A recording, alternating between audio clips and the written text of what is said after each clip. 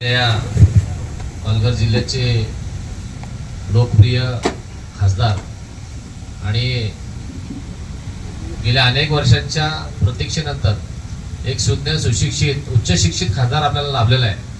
आपण या ठिकाणी साहेब आलेत म्हणूनच नाही तर अनेकदा आम्ही प्रत्यक्ष भेटून सुद्धा साहेबांना सांगितले होतं की साहेब आम्ही तुमच्याकडे काय येतो. हा लढा 2014 पासून आहे, परंतु एकही लोकप्रतिनिधी या जिल्ह्यामध्ये आम्हाला मिळाला नाही का तो त्याच्यावर निर्णय घेऊ शकतो, का तो समजून घेऊ शकतो की त्याला काय ते कळतंय. म्हणजे कदाचित हा माझा थोडासा वाक्य थोडंसं हे असेल, एकही माणूस भेटला नाही की त्यांनी जर समजून घेतला त्यांना कळलं. कारण हा 2014च्या आधी कुठेही आपल्या या जिल्ह्यामध्ये वर्गविग्रहाचा लढा नव्हता. 2014ला जी चूक झालेली आहे, आता त्या काळामध्ये काय झालं, सगळे आदिवासी समाज पण जागृत नव्हता, बाकी इतर वर्ग पण जागृत नव्हते. परंतु 2014ला जो अगदी काळा दिवस मी म्हणेन त्याला, 9 जून 2014 राज्यपालांचा अध्यादेश आला की ज्याच्याने ह्या जिल्ह्यातील ओबीसी एससी एनटी सगळ्या प्रवर्गावर मोठा आघात झाला आणि मग तिथून तो लढा सुरू झाला. 2014 नंतर आज 12 वर्ष झाली आम्ही सातत्याने लढा देतोय. आमचा लढा फक्त याच्यासाठीच आहे की आम्हाला आदिवासी प्रवर्गाबरोबरच समान न्याय द्या. आम्ही ह्या जिल्ह्यातले भूमिपुत्र आहोत. त्याच गावामध्ये आदिवासी समाज राहतो, त्याच गावात कुणबी राहतो, त्याच गावात आगरी राहतो, भंडारी राहतो, कोळी राहतो. त्याच फक्त त्या 2014च्या अध्यादेशाने काय केलं की एक संकल्पना या जिल्ह्यामध्ये तयार झाली, आदिवासी बिगर आदिवासी. आम्हाला ते कधीच म्हणायचं नाही की आम्ही बिगर आदिवासी आहोत. आम्ही स्थानिक आहोत, भूमिपुत्र आहोत. आणि जो पेसा कायदा आहे त्याचा अर्थ सुद्धा चुकीचा लावला गेला. पेसा कायदा म्हणजे हा ग्रामपंचायत स्तरावर विशेष अधिकार देणारा कायदा आहे. 1996ला जेव्हा पेसा कायदा आला, सरपंच पद आरक्षित केलं, 50% पेक्षा ग्रामपंचायती जागा आरक्षित दिल्या गेल्या. कुठलाही ओबीसी किंवा इतर समाजाचा माणूस न्यायालयात गेला नाही, आक्षेप पण घेतला नाही की आमचं तुम्ही प्रतिनिधित्व काढून घेतलं. 1996ला नोकरीमध्ये पेसा कायदा आला म्हणून आमचं ओबीसीचं 10% आरक्षण काढलं गेलं आणि एसटीला दिलं गेलं. आम्ही 19 होतो, आम्हाला 10 वर आणलं, 9च ठेवलं आम्हाला. एसटीच्या 13% होते, 5% काढले, एसटीला दिले. आणि पेसा कायदा आल्यानंतर पेसा म्हणून वाढीव आरक्षण जे आदिवासी समाजाला दिलं पाहिजे नोकऱ्यांमधलं, ते 96लाच आम्ही दिलं. एकही ओबीसी न्यायालयात गेला नाही, कोणीच गेला नाही किंवा आक्षेप पण घेतला नाही.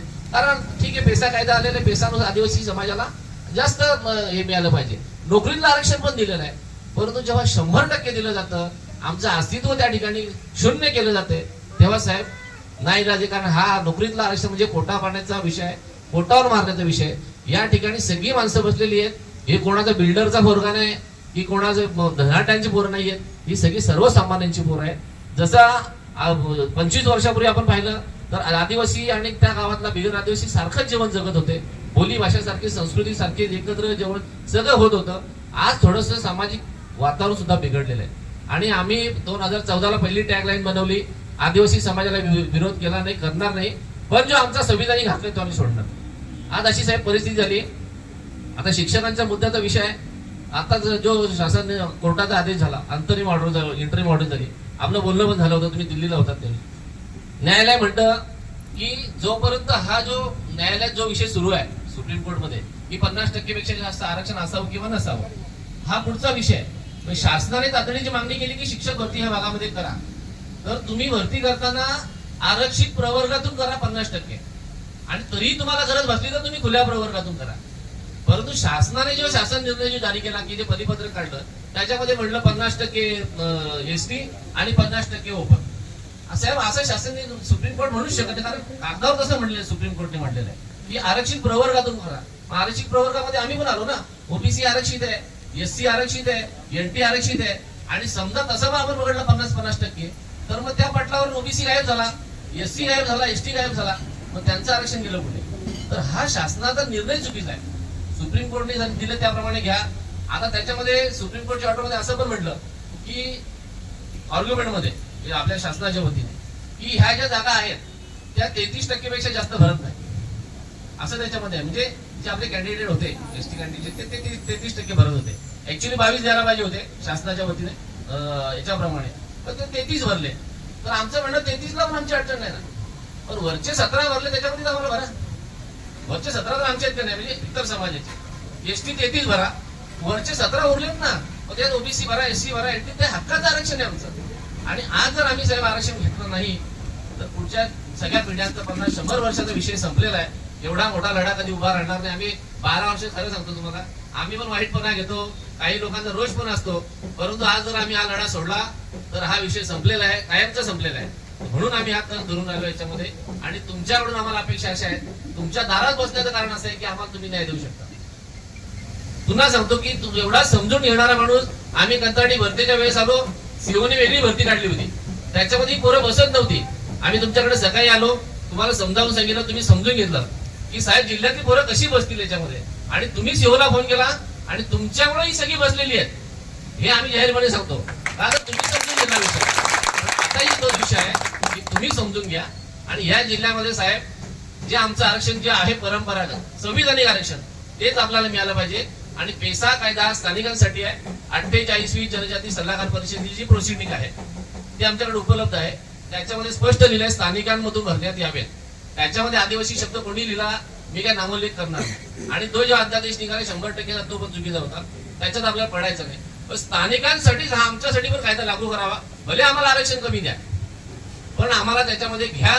या पेसा जिल्ह्यामध्ये कायमस्वरूपी पिढ्यानपिढ्याचा विषय आहे आणि तो तुमच्या माध्यमातून सुटावा, त्याचा इतिहास तुमच्या नावावर लिहिला जावा, हे आमची अपेक्षा आहे. तुम्ही प्रयत्न कराल.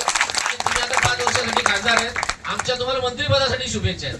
आणि त्या सत्ताधारी पक्षाची तुम्ही आहात म्हणून आमच्याकडे अपेक्षा आहे. परंतु हा विषय संपला पाहिजे. या ठिकाणी भारतीय जनता पार्टीचे पण अनेक लोक आहेत, ते ओबीसी प्रवर्गातील आहेत. आम्ही इथे जरी भांडत असलो तरी ते त्यांच्यासाठी पण लागू आहे.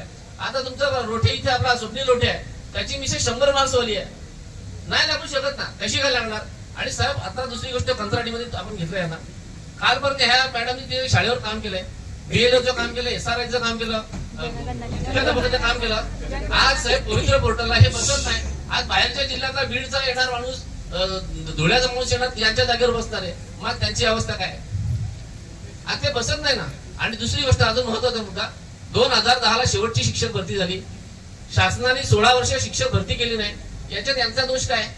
यांनी 2010च्या DED केलेलं ना, मग तेव्हा हे एज बार व्हायला लागले. 16 वर्षामध्ये नोकरी दिली नाही तुम्ही, आणि आता तुम्ही डायरेक्ट सिस्टमच्या बाहेर काढता.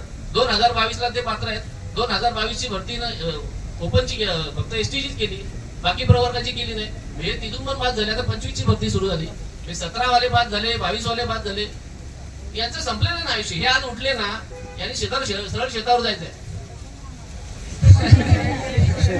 ही परिस्थिती साहेब, आम्ही एवढ्या तळमळीने काय सांगतो. आणि आमचा तुमच्यावर, तुम्हाला हे करण्यापेक्षा आमचा तुमच्या मागे आमचा रेटा आहे की तुम्ही सांगा तिथे आम्ही यायला तयार आहोत. परंतु हा विषय कायमचा साहेब संपवा. 2014 पासून आतापर्यंत हा विषय कायमचा संपवा. एकदा मुख्यमंत्री साहेबांसमोर हा जाऊ दे. मला खात्री आहे आतापर्यंत मुख्यमंत्री साहेबांना हा विषय कळलेला नसावा. कारण आम्ही त्या दिवशी गेलो मंत्रालयामध्ये, जिरोळ साहेबांकडे गेलो, गावी साहेब होते बरोबर. तिथे आम्ही बघितलं वातावरण वेगळं आहे, तिथे वेगळं ठरलंय काहीतरी. त्याच्यामुळे तुम्ही हा विषय घ्या प्राधान्याने. आम्हाला तुमच्या कारकिर्दीतले 7-8 दिवस आम्हाला द्या, 7-8 तास दिले ना तरी पण हा विषय संपून जाईल.